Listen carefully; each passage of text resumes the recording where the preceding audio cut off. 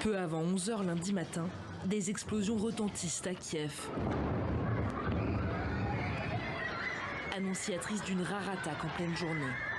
Dans ce quartier du centre-ville, des enfants pris de panique s'enfuient en courant. Les habitants se mettent à l'abri dans les couloirs du métro. J'ai vu 6, 7 ou 8, un certain nombre d'explosions dans le ciel. C'est pourquoi je suis venu ici avec mes collègues. J'attends la fin de l'alarme. En surface, au beau milieu des routes, des débris de missiles jonchent le sol.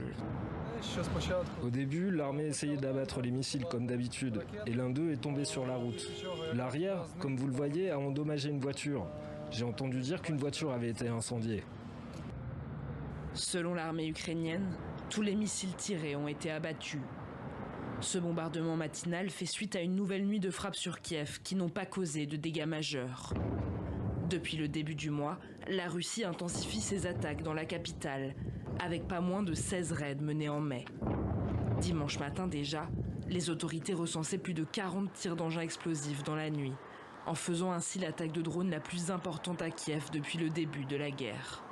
Autre fait rare, dans la nuit de dimanche à lundi, les autorités ukrainiennes, habituellement peu promptes à admettre leurs pertes, ont fait état de la destruction d'un site militaire dans la région de Khmelnytsky, à l'ouest du pays. L'armée russe affirme avoir touché des stocks de munitions. Dans le reste du pays aussi, les attaques se poursuivent. À Kharkiv, 6 personnes auraient été blessées dans le bombardement d'un immeuble, selon le gouverneur de la région.